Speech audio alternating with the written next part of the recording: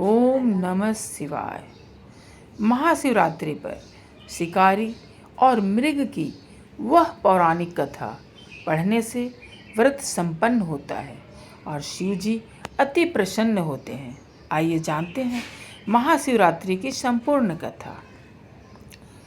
वैदिक पंचांग के अनुसार फाल्गुन मास के कृष्ण पक्ष की चतुर्दशी तिथि को महाशिवरात्रि का व्रत रखा जाता है। इस दिन भगवान शिव और माता पार्वती की विधिवत पूजा करने के साथ व्रत रखने का विधान है।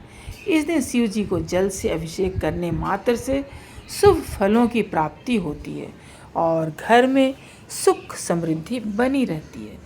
अगर आप भी महाशिवरात्रि का व्रत रख रहे हैं तो इस व्रत कथा का पाठ अवश्य करना चाहिए। इससे शुभ फलों की प्राप्ति हो सकती है। आइए जानते हैं महाशिवरात्रि की संपूर्ण व्रत कथा। शिव पुराण के अनुसार एक गांव में एक शिकारी रहता था। वह पशुओं को मारकर अपना परिवार चलाता था, लेकिन फिर भी धन की कमी के कारण उसे एक साहूकार से कर्ज लेना पड़ा। लेकिन उसका कर्ज समय पर न चुका सका, जिसके कारण गुस्से में आकर साहूकार ने शिकारी को पकड़कर शिव मठ में बंदी बना लिया।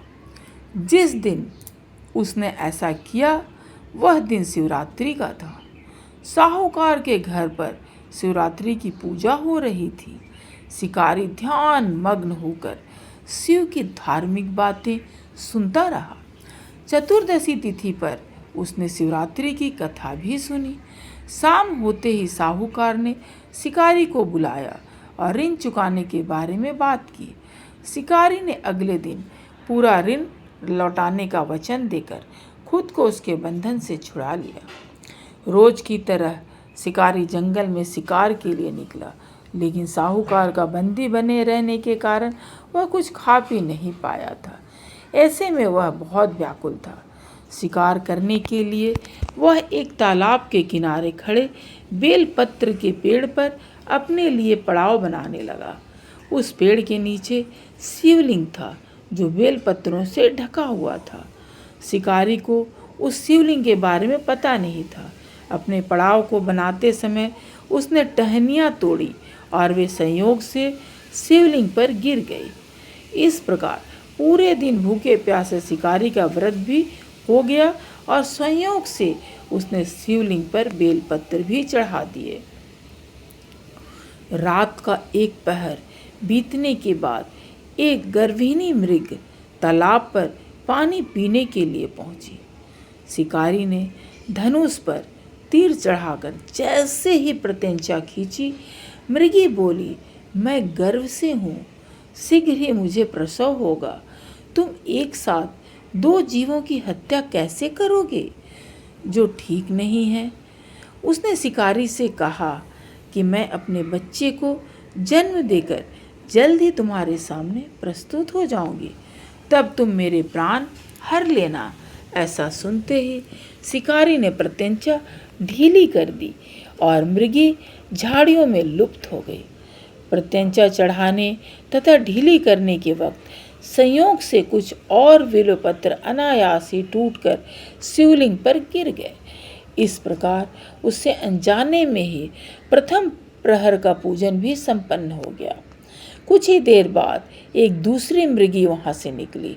शिकारी की खुशी का ठिकाना न रहा। शिकार को देखते ही उसने धनुष पर बाण फिर से चढ़ाया। तब उसे देख मृगी ने विनम्रतापूर्वक निवेदन किया, हे पार्थ, मैं थोड़ी देर पहले ही ऋतु से निवृत्त हुई हूँ, कामातुर विरहिणी हूँ, अपने प्रिय की खोज में भटक रही हूँ। मैं अपने पति से मिलकर शीघ्र ही तुम्हारे पास आ जाऊंगी। शिकारी ने उस मृगी को भी जाने दिया। 2 बार शिकार को खोकर वह चिंता में पड़ गया। रात्रि का आखिरी पहर भी बीत रहा था।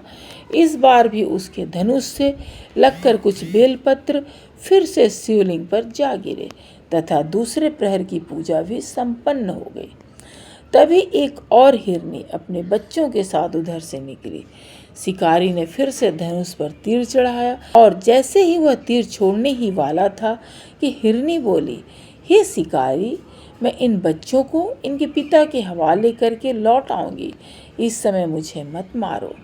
शिकारी हंसा और उसने कहा कि सामने आए शिकार को छोड़ दूं, मैं ऐसा मूर्ख नहीं। इससे पहले दो बार अपना शिकार खो चुका हूँ, मेरे बच्चे भूखे प्यासे होंगे। जवाब देते हुए हिरनी ने कहा, जैसे तुम्हें अपने बच्चों की ममता सता रही है वैसे ही मुझे भी। हे शिकारी, मेरा भरोसा करो, मैं इन्हें इनके पिता के पास छोड़कर वापस लौटने का वचन देती हूँ। हिरनी का दीन स्वर सुनकर शिकारी को उस पर दया आ गई। उसने उस मृगी को भी जाने दिया। शिकार के अभाव में भूख प्यास से व्याकुल शिकारी अनजाने में ही बेल वृक्ष पर बैठे बेल पत्र तोड़ तोड़कर नीचे फेंकता जा रहा था। पाँव फटने को हुई तो उसने एक रिष्ट पुष्ट मृग उसी रास्ते पर देखा। शिकारी ने सोच लिया कि इसका शिकार वह अवश्य करेगा। शिकारी की तनी प्रत्यंचा देखकर मृग बोला, हे शिकारी, यदि तुमने मुझसे पूर्व आने वाली 3 मृगियों तथा उसके बच्चे को मार डाला है तो मुझे भी मारने में देरी न करो, ताकि मुझे उनके वियोग में एक क्षण भी दुख न सहना पड़े, क्योंकि मैं उन हिरनियों का पति हूँ। यदि तुमने उन्हें जीवन दान दिया है तो मुझे भी कुछ क्षण का जीवन दे दो, मैं उनसे मिलकर तुम्हारे समक्ष उपस्थित हो जाऊंगा। मृग की बात सुनते ही शिकारी के सामने पूरी रात का घटना चक्र घूम गया। उसने सारी कथा मृग को सुनाई।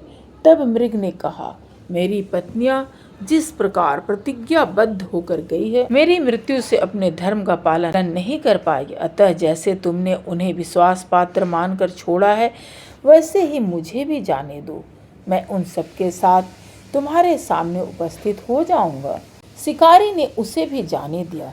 इस प्रकार सुबह हो आई। व्रत, उपवास, रात्रि जागरण तथा शिवलिंग पर संयोग से बेलपत्र चढ़ाने से अनजाने में ही सही शिकारी की शिवरात्रि पूजा पूर्ण हो गई। अनजाने में हुई पूजन का परिणाम उसे तत्काल मिला। शिकारी का हिंसक हृदय निर्मल हो गया और उसमें भगवत भक्ति का वास हो गया। थोड़ी ही देर बाद मृग अपने परिवार के साथ शिकारी के पास उपस्थित हो गया ताकि वह उनका शिकार कर सके, किंतु जंगली पशुओं की ऐसी सत्यता, सात्विकता एवं सामूहिक प्रेम भावना देखकर शिकारी को बड़ी ग्लानि हुई। उसने मृग परिवार को जाने दिया। अनजाने में शिवरात्रि के व्रत का पालन करने पर शिकारी को मोक्ष की प्राप्ति हुई।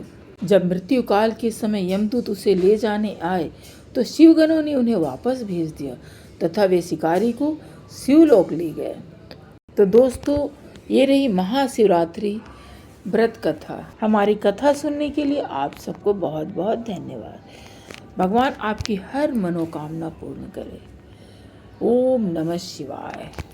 अगर आपको आज की हमारी ये कथा अच्छी लगी तो प्लीज़ लाइक शेयर सब्सक्राइब जरूर कीजिएगा, ताकि इसी तरह की और भी हम कथा आपको सुनाते रहेंगे।